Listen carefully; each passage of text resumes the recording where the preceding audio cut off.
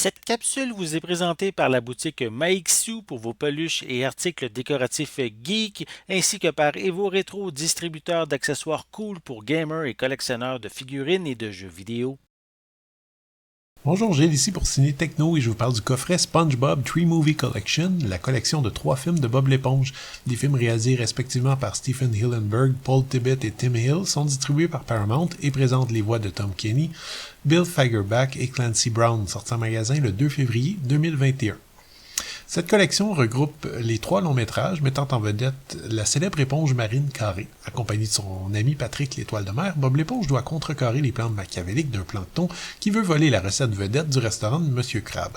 Dans SpongeBob Movie Sponge Out of Water, Bob l'éponge doit s'allier avec Plankton puisque la recette a été volée par un pirate, alors que dans SpongeBob Movie Sponge on the Run, Bob l'éponge essaie de sauver son escargot domestique Gary qui a été kidnappé par le roi des mers, Poséidon.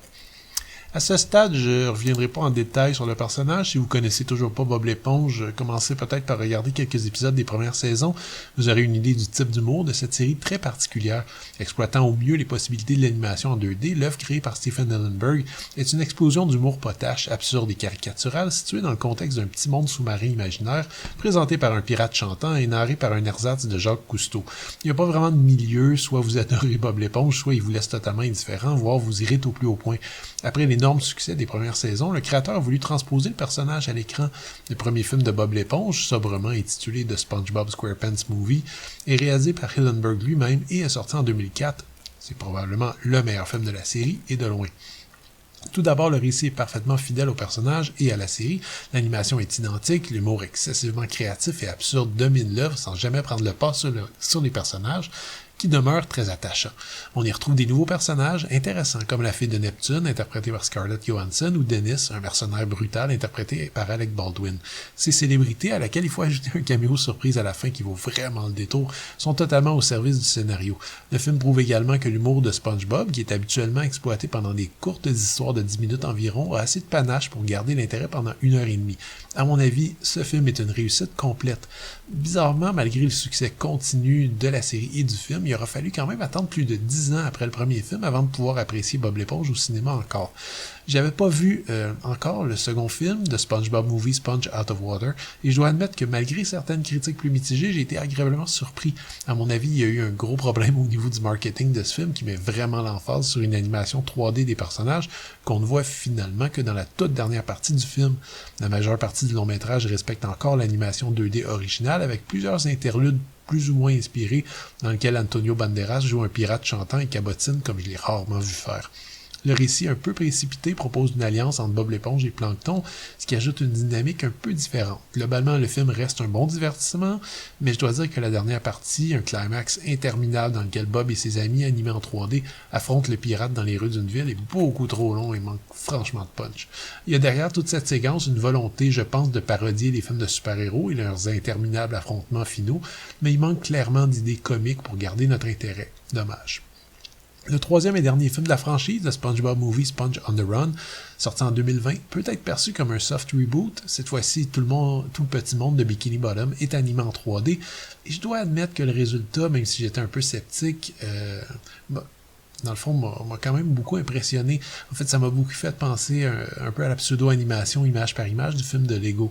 Pour la première fois, l'univers de SpongeBob semble vraiment avoir une profondeur et un dynamisme qu'il n'y a jamais eu avant, tout en conservant les mimiques et caricatures propres au personnage. Bref, le résultat m'a quand même confondu. Malheureusement, c'est à peu près tout ce que je peux dire de vraiment bon sur ce film. Le scénario beaucoup trop absurde m'a paru aussi trop sombre et violent en fait pour le jeune public. Par exemple, le roi Poséidon utilise les escargots comme produits de beauté et esclaves. On retrouve une séquence en milieu de film avec des zombies pirates un petit peu épeurants et toute la finale se déroule dans un Las Vegas aquatique alors que Bob est condamné à mort et doit se défendre durant un long procès. En plus de ça, le procès final ressemble beaucoup à un simple prétexte commercial pour faire une publicité à la nouvelle série spin-off Camp Coral. C'est pas spécialement palpitant, ni très drôle, et ni à mon sens adapté pour les enfants qui risquent de trouver le temps long. On retiendra donc l'aspect visuel, surprenant, et quelques caméos, dont Keanu Reeves, mémorables. Les 3 films sont présentés à 1,78 anamorphique sur 3 DVD dans 3 boîtiers séparés. Pour le premier film, les pistes audio sont offertes en anglais, français ou espagnol 5.1 et anglais 2.0, avec sous-titres optionnels en anglais. Pour le deuxième film, on a l'anglais, français, espagnol 5.1 et une piste audio descriptive, et les sous-titres sont offerts dans ces langues ainsi qu'en portugais. On retrouve les mêmes spécificités sur le troisième film, moins les sous-titres portugais.